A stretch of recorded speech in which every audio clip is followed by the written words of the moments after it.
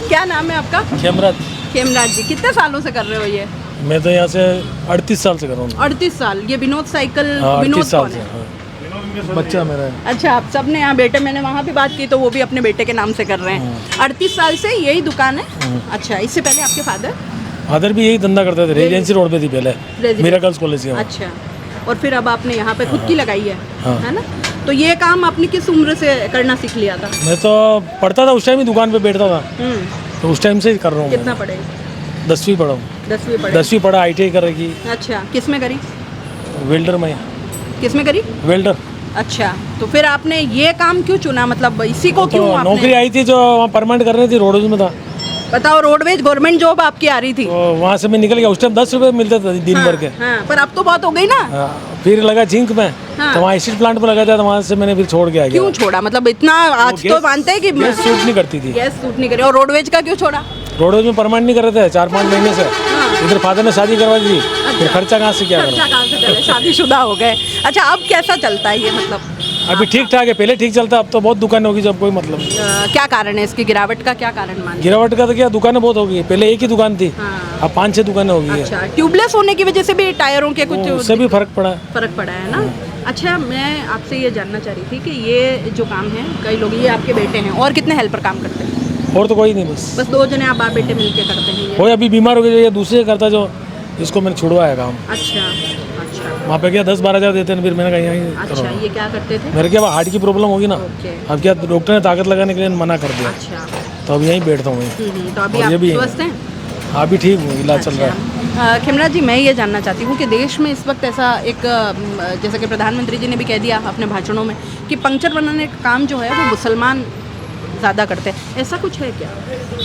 हिंदू कर ही रहे, शुरू से कर रहे हैं। मैं वही आपसे जानना चाह रही हूँ, क्योंकि मैं तो एकदम रैंडमली आई हूँ, मैंने नाम देखा, मैंने इधर भी चली गई, मुझे ध्यान नहीं रहा, बट ये भी एक देखा मैंने कि पास में ही आपके ऑटो रिपेयर की मुस्लिम की दुकान है, आप यहाँ पर 38 साल से कर रहे हैं, राइट? तो क्या ऐसी कुछ चीज़ें आपके सामने आती है, या ये कितना सही है, मतलब मैं जानने की नहीं, काम तो किसी को नहीं, जैसे पहले नाई का काम था, हाँ। आजकल सब कर ही रहे हैं, ब्यूटी पार्लर वगैरह सब। जी। पहले नहीं करते थे, जी। सुतारी काम के पहले सुतारी करते थे, अब दूसरे भी कर रहे हैं, इसलिए अब क्या सभी कर रहे हैं। तो धर्म जाति का इससे कोई लेना इससे कोई लेना देना नहीं। धर्म और जाति तो ये नेता लोग बांट रहे, बाकी कोई मतलब नहीं। जमीन पे कोई चीज़ ऐसी जमीन पे नजर कोई नहीं चीज़ आ रही है आपको? आप कितने सालों से पास दुकान है हम आपकी? तो हो गए ना 15-16 साल से पास 15-16। कोई दिक्कत आती है कभी? कोई क्योंकि दिक्कत अब तो ऐसा उदयपुर में भी देखने को मिल जाता है, माहौल हमारा कई तो बार शुरू खराब हो जाते से हैं। सही रह रहे हैं। तो कभी आपस में कभी ऐसी चीज़ आई हमारा तो कभी कोई मन मुटाव नहीं हुआ। कोई कुछ भी नहीं हुआ, हम तो आपस में भाई जैसे रहते हैं, और हमारी हेल्प ये करते हैं, हम इनकी हेल्प करते हैं। दोनों साथ में ही है। तो फिर कई बार ऐसा माहौल भी उदयपुर में खराब हो जाता है। वो तो होता है, तो हमारा तो कितना फर्क होता है, आप बहुत से महसूस लोग करते सब एक जैसे नहीं होते हैं, बहुत से लोग जिनकी सोच होती है वो गंदा दिमाग होता है, तो वो गंदी हद तक हैं? करते कभी मन में नहीं हैं। ये आता हमारे दुकान कि- वाले के बेटे हुए हैं पास में। अच्छा अच्छा अच्छा, नमस्ते, क्या नाम है इन्हीं की आपका? दुकान है। विश्वजीत सोलंकी। कौन सी, ये वाली शॉप आपकी है? सब सब इन्हीं की लाइन में, सब- अच्छा, तो दुकान आपको तो तिलक विलक भी लगाए हैं, क्या बताया नाम आपने? विश्वजीत सोलंकी। तो आपको ये नहीं लगता कि भाई, क्योंकि अभी देखिए बहुत मैं ऐसी बातें करने वाली हूँ जो वाकई में हम लोग रोज़मर्रा की ज़िंदगी में देख रहे हैं कि मुस्लिम को दुकान हम नहीं देंगे, कभी ऐसी कोई चीज़ है या ऐसा कुछ? क्योंकि ऐसा कुछ नहीं है, कब से ही इसके पास में, इनके पास में और वो है, उनको भी दे रखी है, उनको भी मुस्लिम को उनको भी दे रखी है। अच्छा, ये सब सारी हाँ आपकी- हाँ। आपको कभी ये चीज़ें महसूस हुई कि हिंदू मुस्लिम वाली जो चीज़ें अब बढ़ रही नहीं, हैं? ऐसा कुछ नहीं है। अच्छा, वक्फ को लेकर के कितना आप समझते हैं? आइडिया नहीं, कोई आइडिया उसमें कोई आइडिया नहीं है, और इसका हमारे को आइडिया अपन लोग तेज तक जाते भी नहीं है। है। जो मैं देख रही हूँ वो बहुत खुश हो रहे हैं कि मतलब वक्फ वाली ज़मीनें अब आ जाएंगी, तो कहीं भी ये कोई कुछ लोग अलग अलग तरीके से इस चीज़ को ले इसका तो हमारे को इतना नॉलेज सरकार भी के नहीं पास आएगी जमीनें, तो वो तो आएगी जो सरकार के पास आएगी, सरकार जो करेगी वो, अगर गलत है तो आएगी, सही है तो उनके पास ही रहेगी, ऐसा कोई है ही नहीं उसमें दो राय। लेकिन ऐसा है कि हिंदुओं को क्या फ़ायदा है उससे? कुछ फायदा नहीं, हिंदू को क्या फायदा उससे, क्या फायदा नहीं है? है, हमको तुम्हारा घर बार चला नहीं है, भली सरकार कोई सी भी हमें तुम्हारा काम करना ही है। हमारे को हमको काम करना ही है, वो आएगी तो उनके सरकार के पास आएगी, सरकार जो करेगी उसको वो उचित वो जो भी करने चाहिए। तो आप इनसे तो मैंने काफ़ी बात कर ली और जानकारी ले ली, अब आप मुझे ये बताइए कि क्या ये सोचना या ये बात करना कितना सही है कि मतलब अगर वक्फ बोर्ड सही से काम करता तो किसी मुस्लिम को पंक्चर नहीं बनाना पड़ता? अब यहाँ पे मैं देख रही हूँ कि आप भी बना रहे हैं और शुरू से चलता आ रहा है, प्लस बेटे को भी काम छुड़वा के बुलाया है कि भाई हेल्प के लिए चाहिए, तो इसमें वक्फ, अब अगर चलिए मानते हैं मुस्लिमों के लिए वक्फ जिम्मेदार है, वक्फ बोर्ड ने सही से काम नहीं किया, हिंदुओं के लिए फिर कौन जिम्मेदार है? अगर इनको अपने बेटे को छुड़वा के बुलाना पड़ा है, इसके लिए कौन जिम्मेदार है? हिंदू के लिए तो कोई जिम्मेदार तो कोई नहीं है, किसको अपन जिम्मेदार ठहरा सकते हैं, किसी को तो ठहरा नहीं सकते अपन। तो फिर मुस्लिम के लिए भी वक्फ जिम्मेदार नहीं हो सकता? नहीं हो सकता। हाँ जी। आप क्या सोचते हैं सर इस पूरे मामले पर? जो मैं वक्फ बोर्ड जो है, जैसे वक्फ बोर्ड जो भी सरकार, गजराज सिंह पवार नाम है मेरा, वक्फ बोर्ड जो इन्होंने सरकार ने जो अभी डिसीजन लिया है, नया कानून लाए हैं, तो वो यूँ है कि बहुत सी ज़मीन तो लीगल है और बहुत सी ज़मीनें इन वक्फ बोर्ड ने जो कब्जा कर रखा था और जैसे अनलीगल तरीके से ज़मीनें जो हड़प रखी थी, उसके खिलाफ ये कानून लाए हैं गवर्नमेंट कि भाई जो ज़मीन लीगल है वो लीगल रहेगी। वक्फ बोर्ड को ख़त्म तो किया ही नहीं सरकार ने, और इसके ऊपर जो कानून सरकार का नियंत्रण इन्होंने सरकार ने काबिज किया अभी सरकार ने। वक्फ बोर्ड चाहता था मुस्लिमों का भला करता है, वक्फ बोर्ड ने क्या किया आज दिन तक, ये भी आप देख लें। आप मुस्लिम भाई जो जहाँ है वहीं है।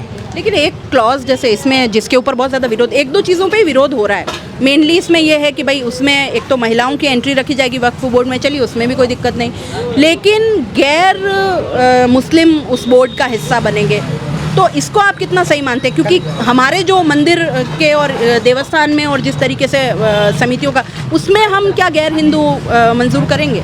नहीं, उसमें हम गैर हिंदुओं को मंजूर नहीं करेंगे। कि किसी बोर्ड में हम गैर मुस्लिम क्यों हम उसको वो कर रहे हैं? तो क्या उनका ये आक्रोश या उनका जो एक कह सकते हैं कि उनका क्या कहते हैं विरोध, तो वो जो विरोध सही है? फिर वो हो सकता है वो जायज़ है, उनके स्तर पे वो विरोध जायज़ है ना। आप हिंदुओं को कोई फायदा है वक्फ? हिंदुओं को हमारे को कोई फायदा नहीं, हिंदुओं को कोई फायदा नहीं। और मुस्लिमों के लिए वक्फ ने आज दिन तक क्या किया यही बता। मैं तो वक्फ बोर्ड से सवाल कर दूंगा, आपने मुस्लिमों के लिए क्या किया है?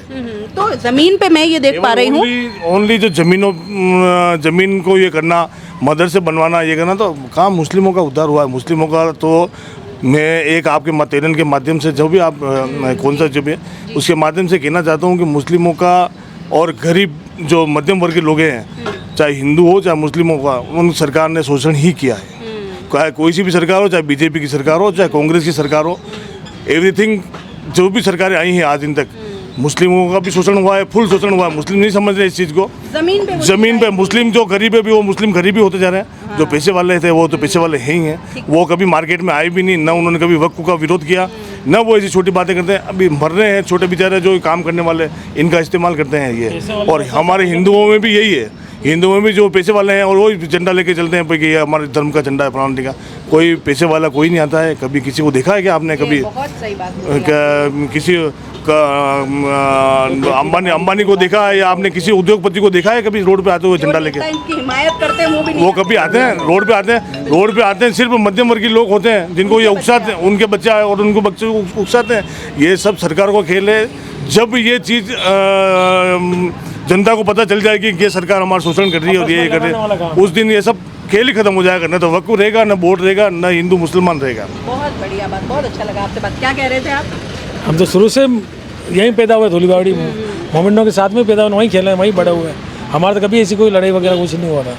जमीन पे ये हिंदू मुस्लिम मुद्दा कहीं काम नहीं कर रहा है। ये पता नहीं शोभा यात्राओं में ये चीजें कहाँ से वो करते हैं, शोभा यात्राओं में भी यहाँ के लोकल मस्जिदों के सामने कोई मुस्लिम पत्थर नहीं फेंके, कोई नहीं फेंके। ये सिर्फ अराजक तत्व जो है, ये जैसे ये वक्फ बोर्ड वाले हैं, ये जो ऊपर इनके नेता हैं वो करते हैं, या हमारे हिंदुओं के कोई ऐसे बड़े बड़े नेता है तो वो भड़काने का काम करते हैं। आम मुझे कोई नहीं चाहता है कि मेरा आज बच्चा, आज अकरम भाई है, इनका ये नहीं उठ जाएंगे मेरा बच्चा ऐसा पत्थर फेंकेगा या ऐसा काम करेगा, कोई नहीं चाहता।